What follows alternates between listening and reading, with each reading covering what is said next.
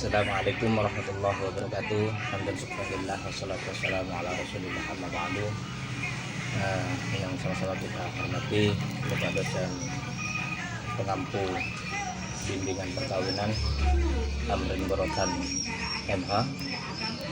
Kami dari kelompok 4 akan mempresentasikan makalah kami yang berjudul relasi dalam keluarga yang disusun oleh Mukarram Zamzam dan Awalu Masjid Syahil Mubarak. Baik, kita akan melanjutkan pembahasan tentang latar belakang relasi dalam keluarga. Manusia dalam kehidupannya tidak bergantung pada diri sendiri. Setiap tindakan yang akan dilakukan seorang manusia pasti berhubungan dan memerlukan orang lain. Manusia selalu disebut sebagai makhluk individu.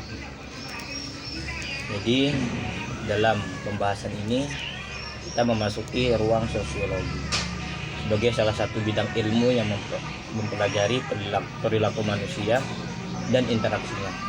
Memiliki banyak aspek yang harus digali.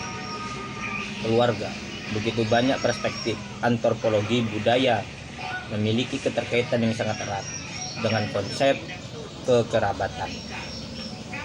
Jadi adapun pembahasan dalam relasi dalam keluarga yaitu kita masukkan dalam rumusan masalah yang pertama, apakah penjelasan mengenai lembaga keluarga itu? Bagaimana fungsi dari lembaga itu? Apa saja bentuk-bentuk dari lembaga keluarga itu? Bagaimana peran orang tua terhadap anak serta sebaliknya? Adapun melanjut ke bab 2 kajian teori, ilmu sosiologi telah mengalami perkembangan pesat beberapa dekade terakhir. Perkembangan ini mengakibatkan semakin luasnya ruang lingkup pembahasan masalah-masalah yang terjadi di era sekarang. Adapun lembaga keluarga didefinisikan oleh Giddes sebagai kelompok yang secara langsung dihubungkan oleh hubungan-hubungan kekeluargaan di mana anggota dewasa memiliki tanggung jawab untuk memelihara anak. Bab 3. Pembahasan. Dari beberapa teori yang di atas tadi yang sudah disebutkan. Dengan demikian penulis akan menjelaskan dalam pembahasan ini. Yang pertama, A. Penjelasan lembaga keluarga. Terdapat beragam istilah yang biasa dipergunakan untuk menyebut keluarga. Keluarga bisa berarti ibu, bapak, anak-anaknya, atau saudara-saudaranya, atau seisi rumahnya. Bisa juga disebut batih, yaitu seisi rumah yang menjadi tanggungan, dan dapat pula berarti kaum, yaitu sanak saudara serta kaum kerabat. Definisi lainnya, keluarga adalah suatu kelompok yang terdiri atas orang atau lebih yang direkat oleh ikatan darah, perkawinan atau adopsi serta tinggal bersama. Horton dan Hart memberikan beberapa pilihan dalam mendefinisikan keluarga, yaitu yang pertama, suatu kelompok yang mempunyai nenek moyang yang sama disebut keluarga menurut Horton dan Hart. Yang kedua, suatu kelompok kekerabatan yang disatukan oleh darah dan perkawinan. Yang ketiga, pasangan perkawinan dengan atau tanpa anak. Yang keempat, pasangan tanpa nikah yang mempunyai anak. Yang kelima, terakhir, para anggota suatu komunitas yang biasanya mereka ingin disebut sebagai keluarga. B. Fungsi-fungsi keluarga.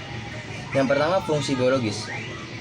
Adapun penjelasan fungsi biologis berkaitan dengan pemenuhan kebutuhan seksual suami dan istri.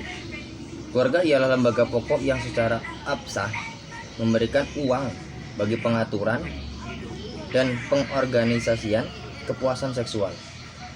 Lebih jabaran nanti kita bahas bersama-sama. Yang kedua, fungsi sosialisasi anak. Fungsi sosialisasi menunjukkan pada peranan keluarga dalam membentuk kepribadian anak. Melalui fungsi ini, keluarga berusaha mempersiapkan bekal selengkap-lengkapnya kepada anak dengan memperkenalkan pola tingkah laku, sikap, keyakinan, cita-cita, dan nilai-nilai yang dianut oleh masyarakat serta mempelajari peranan yang diharapkan akan dijalankan mereka. Sosialisasi berarti melakukan proses pembelajaran terhadap seorang anak.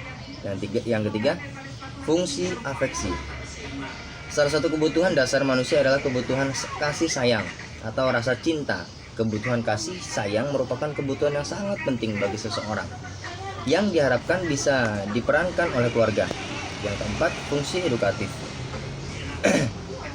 Fungsi edukatif keluarga merupakan guru pertama dalam mendidik manusia. Dalam hal itu dapat dilihat dari pertumbuhan seorang anak dimulai dari bayi, belajar jalan hingga mampu berjalan, semuanya diajari oleh pihak keluarga.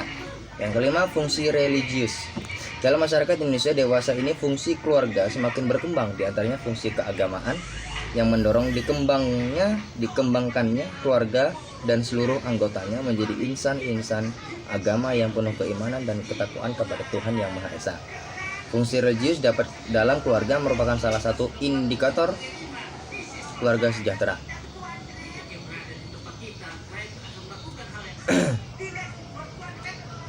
Kemudian dilanjut, model pendidikan agama dalam keluarga dapat dilakukan dengan berbagai cara. Yang pertama, cara hidup yang sungguh-sungguh dengan menampilkan penghayatan dan perilaku keagamaan dalam keluarga. Yang kedua, menampilkan aspek fisik berupa sarana ibadah dalam keluarga. Yang ke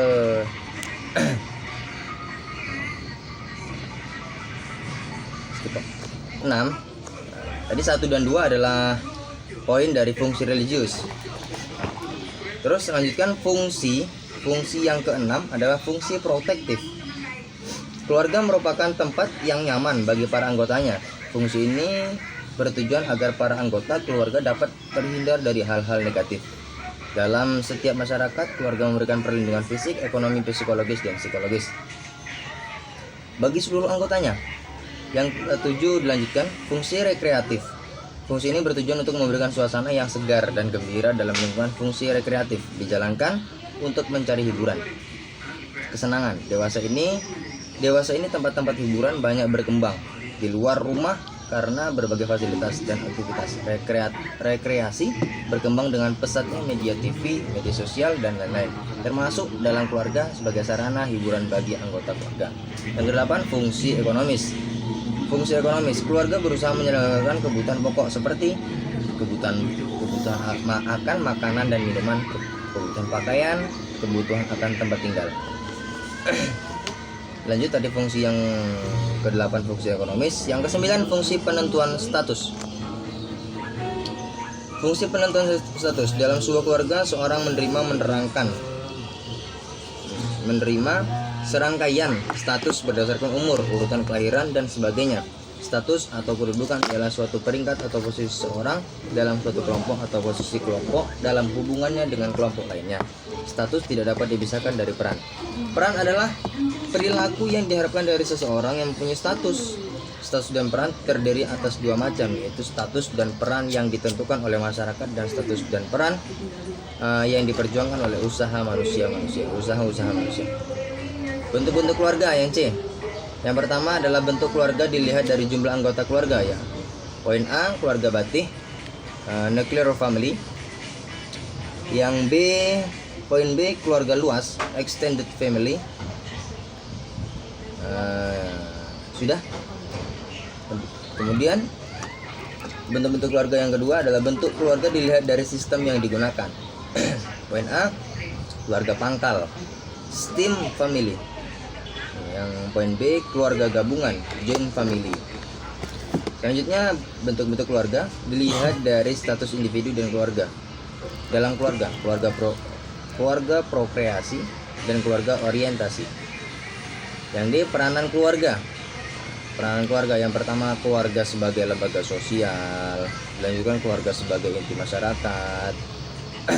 Poinnya keluarga sebagai inti masyarakat nanti kita bahas bersama-sama. Yang ketiga, keluarga sebagai sumber nilai, sikap, dan norma. Yang keempat, sosialisasi dalam keluarga. Keluarga sebagai tempat sosialisasi. Poin-poinnya mari kita bahas bersama-sama. Sekian, terima kasih. Semoga bermanfaat. Bahas bersama-sama. Intro terakhir. Assalamualaikum warahmatullahi wabarakatuh. Intro terakhir. Assalamualaikum warahmatullahi wabarakatuh.